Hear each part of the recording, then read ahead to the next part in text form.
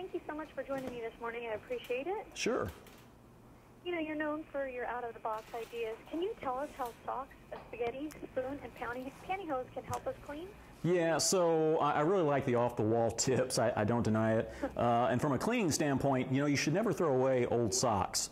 In fact, one of the things I like to do is I'll take a wet, soapy sock, put on my left hand, and a clean, dry sock, put on my right hand. I know I look kind of silly, but man, when it comes to cleaning my house, you can really zip doing that. Highly recommend that tip.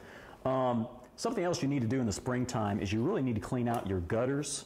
Most people don't do it. You really need to. Basically, when you see green things growing out of your gutters, you know it's pretty bad. A tool I recommend for cleaning them out is a spaghetti spoon. It's perfect in fitting in there and getting the gunk out. Works really well. A lot of people will just use their hands. Don't use spaghetti spoon instead. Also, you know, it's kind of frustrating when you put a trash bag liner in a trash can and the liner just wants to fall in. So there's a tip that I was given some years ago. Works really well. You just take an old pair of pantyhose, you cut off the top 2 inches, and then you take that and put that around the trash bag liner, holds it perfectly in place. Great tip. I'm going to have to try that today. Thank you.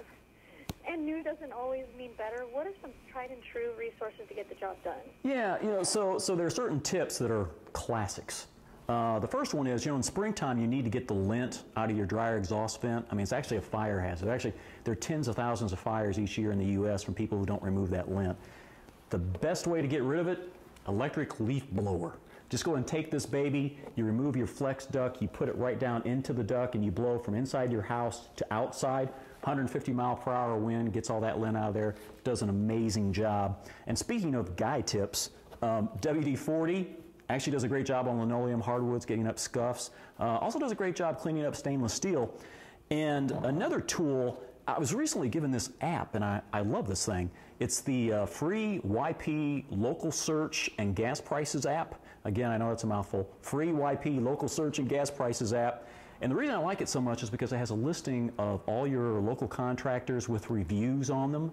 So for those spring cleaning projects that are kind of above and beyond your skill set, you can find someone to help you with it. Great app. Also, I love the gas price aspect of it as well because I just bought a new car that only uses premium gas, so I'm looking for the cheapest gas I can find.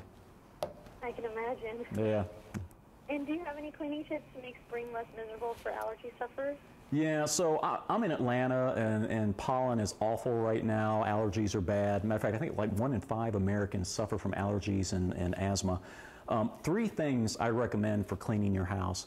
The first one is you really need to call Stanley Steamer and have them come out and do what's called a whole home clean. A lot of people don't know that they do this, but there's a recent study done showing that Stanley Steamer has the capability of coming in and removing like 97% of surface allergens and 67% of airborne cat allergens.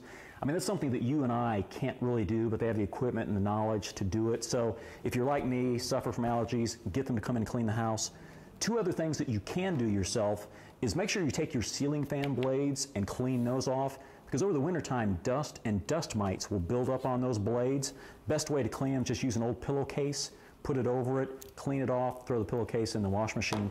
Also, make sure you change out your air filters on your air conditioning system, not just from an energy standpoint or also helping preserve your air conditioner, but from a health standpoint, you really need to change these things out. And what are some of the most popular tips that don't work? Yeah, so I get a lot of tips each day on Tipman Tim, and we go ahead and test them all out. And believe it or not, probably about half the tips I get are bogus. That's why I test them.